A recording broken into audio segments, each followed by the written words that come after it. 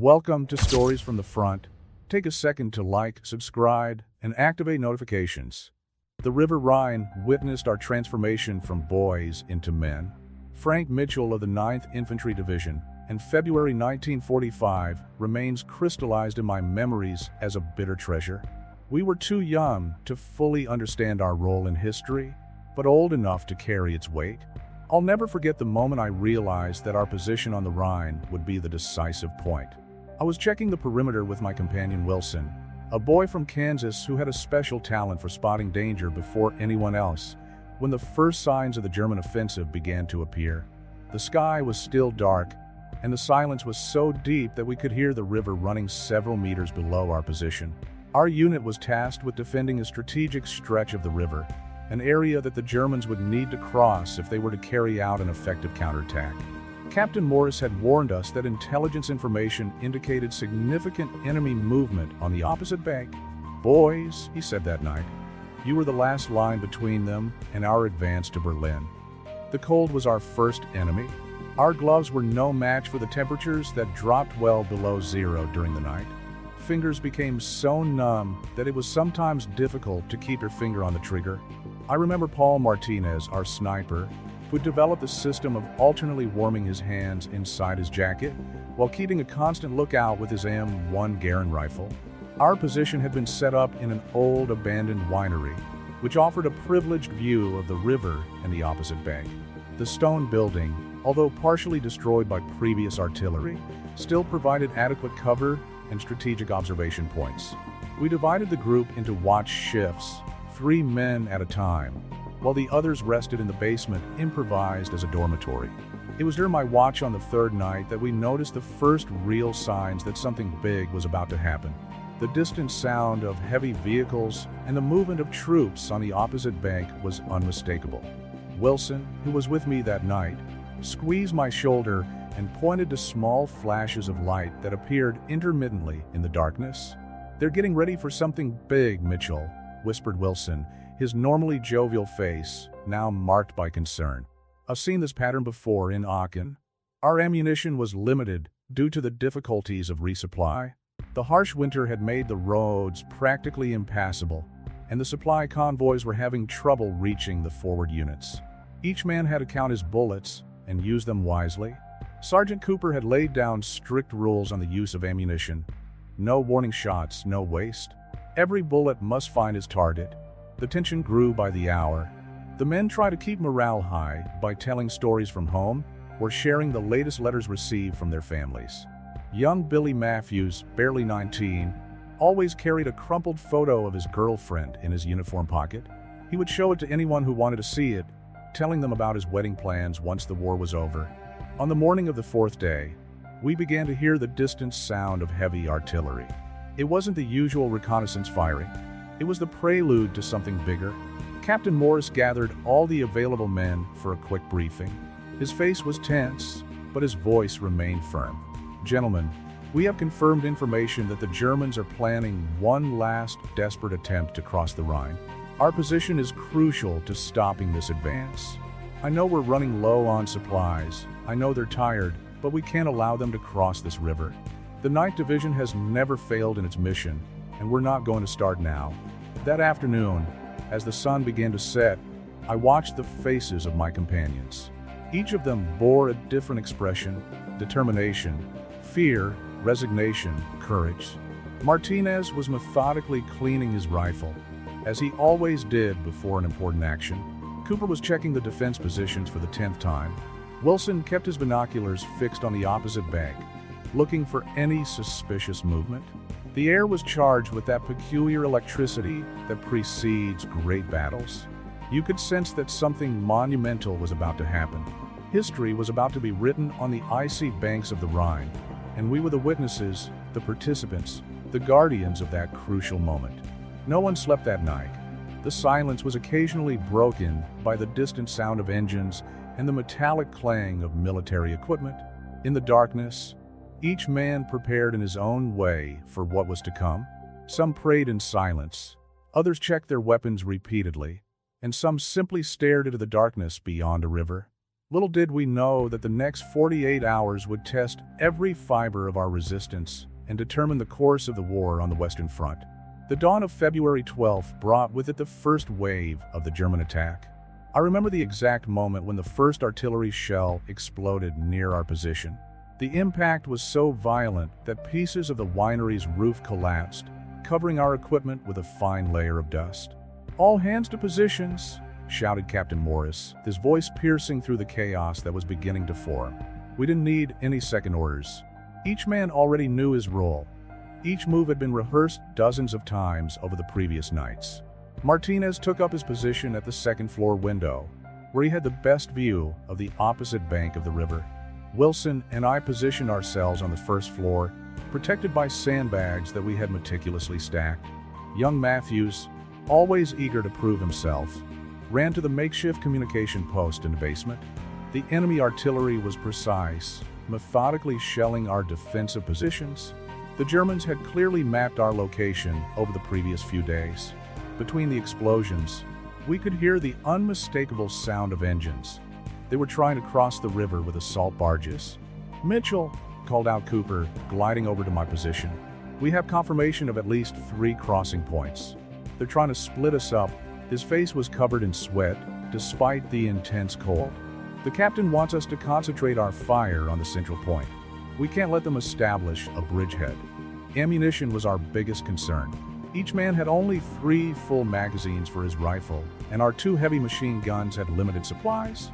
"Save your bullets," reminded Cooper, his hoarse voice overlapping with the sound of battle. "Every shot must count." Through the morning mist, we began to make out the first barges. They were sturdy vessels, loaded with German soldiers. The current of the Rhine was working against them, but they were still advancing with determination. Martinez was the first to make contact, his M1 rifle breaking the rhythm of the artillery with precise shots. The fighting intensified rapidly. The Germans responded with heavy fire, trying to suppress our resistance as more barges approached. Wilson, always calm under pressure, kept up a steady rate of fire, choosing his targets carefully. "Grenades!" someone shouted, and we crouched instinctively as several explosions shook our position. The air became thick with smoke and dust, making it difficult to see the river. It was at that moment that I realized that some Germans had managed to reach our bank. "Close contact," I warned, adjusting my position to face the new threat. The battle turned into a hand-to-hand fight for the winery. Every room, every corridor became a battlefield. The deafening sound of gunfire echoed off the stone walls, mingling with shouts in German and English. Matthews emerged from the basement with crucial information. Our right flank was being attacked by an even larger force. Captain Morris immediately reorganized our defense, sending half the men to reinforce that position. "We can't lose this point," his voice carried the gravity of the situation. "If they cross here, the whole front line is compromised." The next few hours were a blur of intense combat. Martinez remained in his position, now assisted by Cooper, who was loading the empty magazines with the last ammunition we had. Wilson had been hit in the shoulder, but refused to leave his post, keeping watch with his good arm. The sun was beginning to set when we noticed a change in the pattern of the enemy attack. The artillery decreased, and the crossing attempts became less frequent. "They're regrouping," observed Cooper, taking the moment to redistribute our remaining ammunition. "It's not over." That first night was the longest of our lives.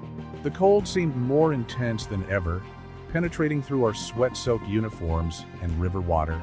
Matthews organized a rotation system, allowing small groups to rest for 15 minutes in the basement, while others kept watch. Between the tense moments, we shared the last bits of our rations. Wilson, despite his injury, tried to keep his spirits up by telling stories of his farm in Kansas. Martinez prayed softly in Spanish, his eyes never leaving his telescopic sight. "You know what's funny?" said Matthews suddenly, his voice breaking the momentary silence. "My girlfriend always said I should see the world. Well, here I am, on the banks of the Rhine." His attempt at humor drew a few tired smiles. Captain Morris called the squadron leaders together for a brief council. The news was not good. No reinforcements or supplies were expected in the next 24 hours. "Gentlemen," he said gravely, "our mission remains the same. We must hold this position at all costs." I returned to my post, watching the shadows on the other side of the river. I knew that dawn would bring a new wave of attacks, perhaps even more intense than the first. But I also knew that every man in our unit was prepared to give his all to defend that crucial piece of land. The night advanced, and with it our determination grew. The fate of Western Europe could well depend on our ability to hold that position for the next few hours. As I checked my rifle for the last time, I couldn't help wondering how many of us would see the next sunset. The second day of fighting began before the sun had even risen. The Germans began with a more intense artillery bombardment than the previous one, using phosphor shells that lit up the night sky with a ghostly glow. Captain Morris had predicted correctly. They were determined to cross the Rhine at any cost. "They're going to attempt a mass crossing," warned Wilson, his wounded arm now properly bandaged thanks to the few medical supplies we had left. His experience in Aachen was proving valuable once again. "They're going to use artillery fire to keep us down while they try to establish multiple crossing points." Our ammunition was reaching critical levels. Cooper had made an inventory during the night. There were only 50 rounds left per man, and our heavy machine guns had ammunition for a maximum of 2 more hours of intense combat. Martinez, our sniper, was rationing even more, saving his precious cartridges only for high-priority targets. "If they come with everything, we won't be able to hold them for long," muttered Matthews, checking his last magazine. His usual joviality had given way to a seriousness that made him look years older. Captain Morris gathered everyone who could be relieved of their posts for a quick briefing in the hold. "I've received communication from HQ," he said, his voice low but firm. "Reinforcements are on their way, but they won't arrive before nightfall. We have to hold off until then. Every minute we delay their crossing is vital for the whole operation in the sector."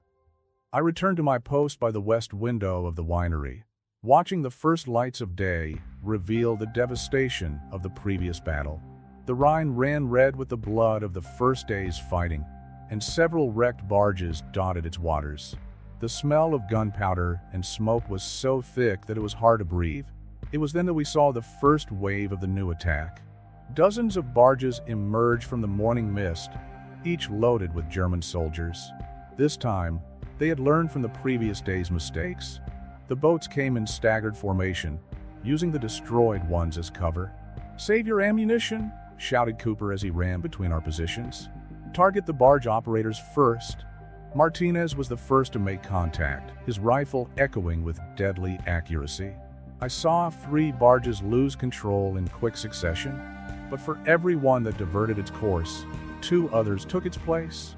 It was a veritable human tide advancing on the river.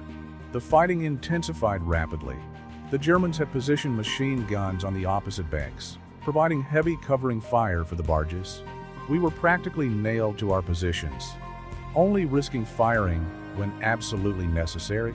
"South flank compromised," Matthew's voice sounded over the radio. "They've managed to establish a bridgehead." Captain Morris reacted immediately, reorganizing our already thin defense. "Mitchell, take 3 men and contain that flank. We can't let them expand their position." The next few hours were a living hell of close combat. The Germans had managed to land a significant number of troops and were trying to expand their position. Every meter of ground was fiercely contested. We used the ruins of the winery to our advantage, turning every room into a makeshift fortress. Wilson, even wounded, proved invaluable, using his knowledge of tactics to anticipate enemy movements. "They'll try to get around from the east," he predicted, and he was right. We managed to repel 3 flanking attempts thanks to his warnings. As the day progressed, our situation became increasingly desperate. Ammunition was practically exhausted, and we began to use weapons and ammunition captured from the fallen Germans. The constant sound of combat had become so natural that the moments of silence were more disturbing than the gunfire. "Stand firm," Captain Morris' voice echoed through the chaos.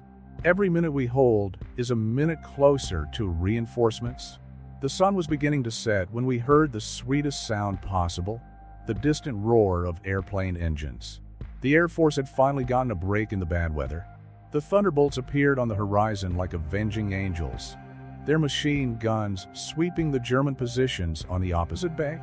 "That's it," shouted Matthews, his youthful enthusiasm returning momentarily. "Show them, boys." But we knew this wasn't the end. The Germans had invested too much in this offensive to give up now. As night approached, we prepared for another watch, knowing that dawn would bring new challenges.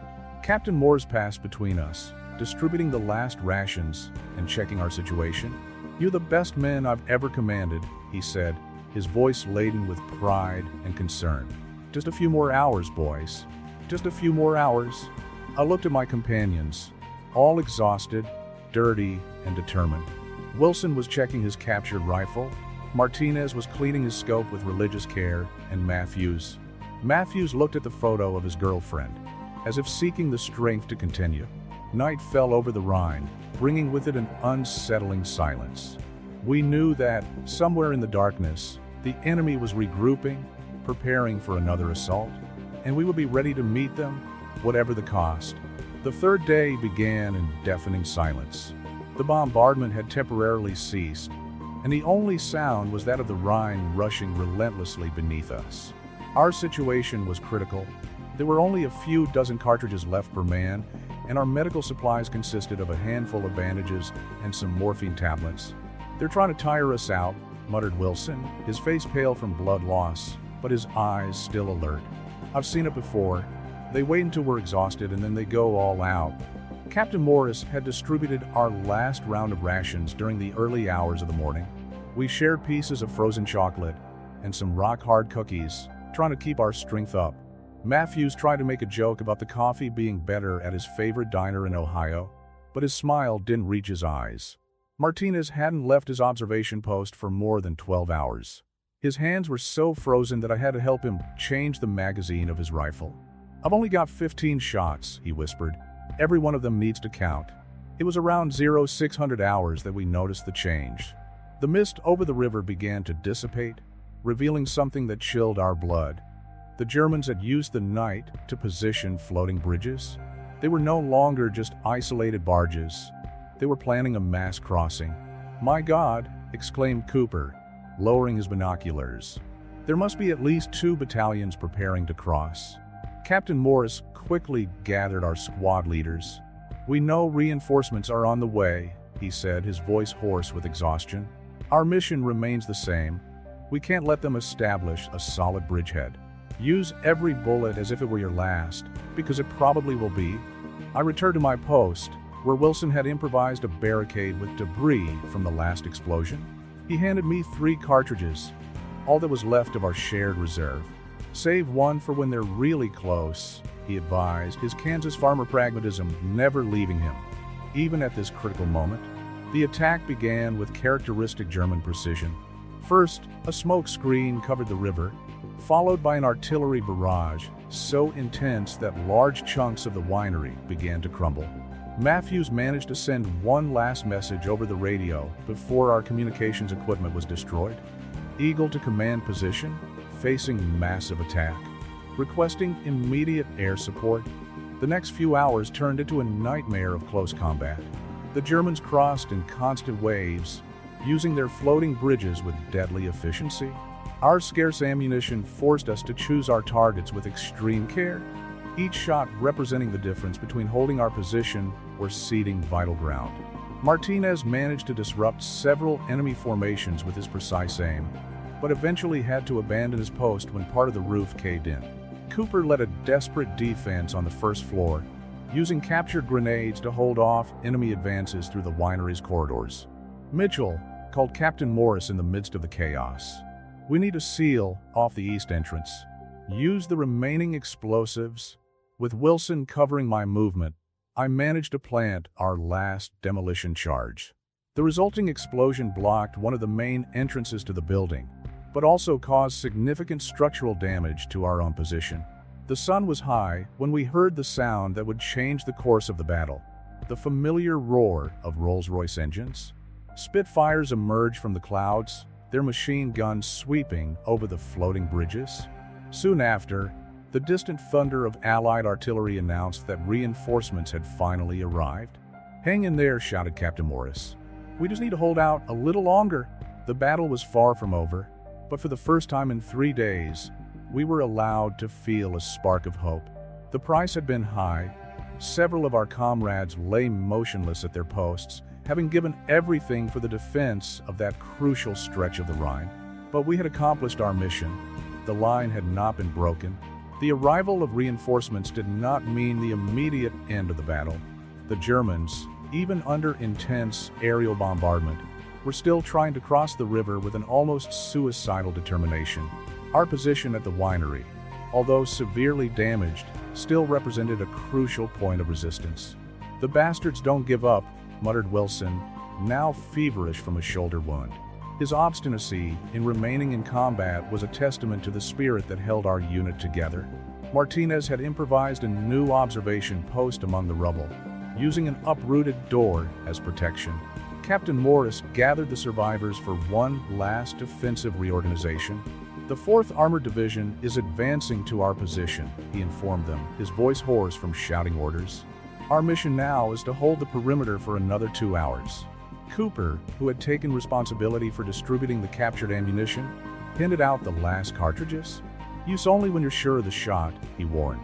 "We have nothing left in reserve." Matthews, our young radio operator, managed to partially repair the communications equipment.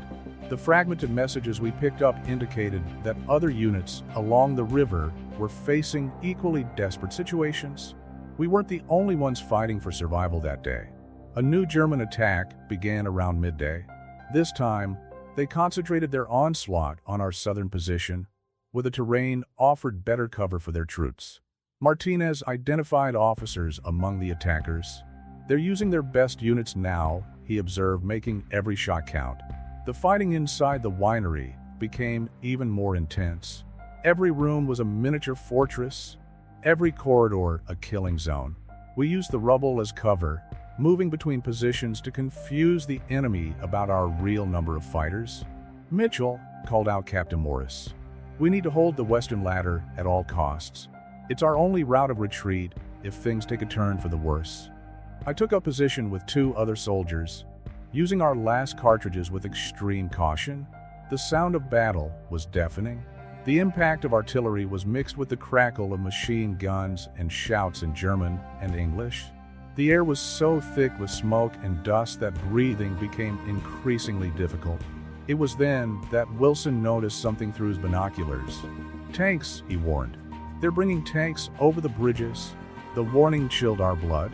We had no anti-tank weaponry left. Our last charges had been used up the day before. Captain Morris remained calm. "Hold your positions. The Allied artillery will take care of them before they get here." His confidence gave us the strength to continue, even as the 1st Panzer began to advance towards us. Matthews, still clutching his damaged radio, picked up a clear transmission. "Eagle, this is Thunder. Resist. We're 10 minutes from your position." It was the voice of the commander of the 4th Armored, and never had a sound been so welcome. The next few minutes were the longest of our lives. The German tank had arrived less than 100 meters from the winery, its shells tearing large chunks out of the building. Martinez managed to hit the commander when he opened the hatch, but the vehicle continued to advance. "To the basement," ordered Cooper as the tank aimed directly at our position. We barely had time to take cover before the explosion shook the entire structure. For a moment, I thought the whole building would collapse on us. Then we heard it, the unmistakable roar of the Sherman engines. The 4th Armored had arrived, and with it, our salvation. The fighting that followed was brief, but intense. The American tanks, supported by fresh infantry, quickly forced the Germans to retreat. When we finally emerged from the rubble, the afternoon sun illuminated a scene of total devastation. The winery was practically destroyed, the surrounding land covered in evidence of the fierce battle we had fought. But we had accomplished our mission. The Rhine was still in Allied hands. Captain Morris gathered the survivors together. His uniform was torn and dirty, but his pride was evident. "Gentlemen," he said, his voice strained, "you have just written a chapter in history." I looked at my companions, Wilson, Martinez, Cooper, Matthews, all exhausted, wounded, but alive. We had faced hell together, and survived to tell the tale. 40 years have passed since those days on the banks of the Rhine, but the memories remain as vivid as the flames that lit up the nights of combat. Our victory at the winery proved to be a decisive point in the campaign, although at the time we had no idea of the strategic importance of our resistance. When the 4th Armored Division finally caught up with us, we discovered that our stubborn defense had prevented a much larger German offensive than we had imagined. Documents captured later revealed that the German High Command planned to use that crossing as the starting point for a counteroffensive that could have significantly altered the course of the war on the Western Front. Captain Morris gathered our unit together one last time before we were relieved. "I've never seen so much valor in so few men," he said, his normally firm voice trembling slightly. "What you have done here, the sacrifice of our comrades, will not be forgotten." Wilson was evacuated to a field hospital, where doctors managed to save his arm, although he never fully regained movement. He returned to his farm in Kansas, where he still grows wheat and tells stories about the battle to his grandchildren. Martinez continued in the war until the end, using his exceptional marksmanship skills in other crucial operations. Cooper received a promotion and a medal for his leadership during the battle. Young Matthews, his story still moves me. He survived the Battle of the Rhine only to fall 2 weeks later, protecting a group of civilians while crossing a bridge. His girlfriend's photo was still in his pocket, stained with her blood. I was the one who wrote to her, telling her how her fiancé had died a hero. The winery was never rebuilt. Its ruins remain to this day as a silent memorial to the events of those days. I visited the site once, in 1975, with my family. The walls still bear the scars of the fighting, and in some places you can still see the bullet marks in the old stone. What strikes me most when I think back to those days are not the moments of intense combat or the deafening explosions. It's the small moments of humanity that persisted even in the midst of hell. Wilson sharing his last bar of chocolate, Martinez praying softly before each important shot, Matthew showing his girlfriend's photo one last time before that final dawn. Captain Morris taught us a valuable lesson during those days.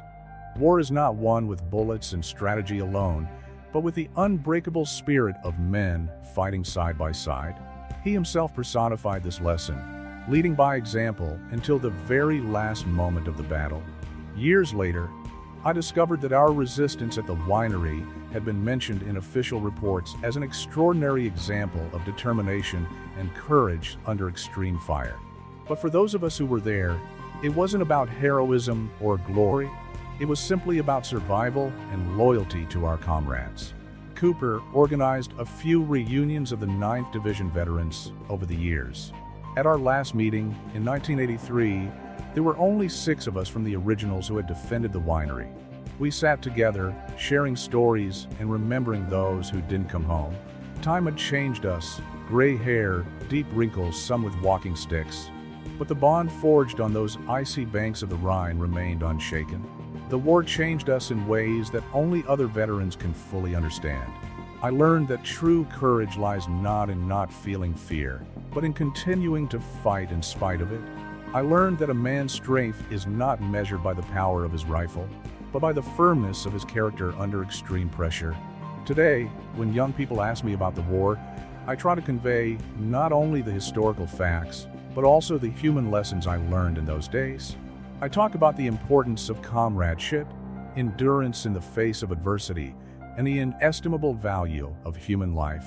The Battle of the Vineyard on the Rhine may only be a small footnote in the history books of a Second World War, but for those of us who were there, it represents something much bigger. It was a moment when a small group of ordinary men rose above their individual limitations to accomplish something extraordinary. 40 years later, I still occasionally wake up hearing the sound of the Rhine rushing under artillery fire, or seeing the faces of my comrades lit up by the flashes of explosions. But these are not nightmares. They are reminders of the bonds we formed, the sacrifices we made, and the importance of preserving these memories for future generations. The real victory, I realized with time, was not just having stopped the German crossing. It was to have maintained our humanity amid the chaos of war, to have honored our commitments to each other, and to have carried the lessons of those days with us for the rest of our lives.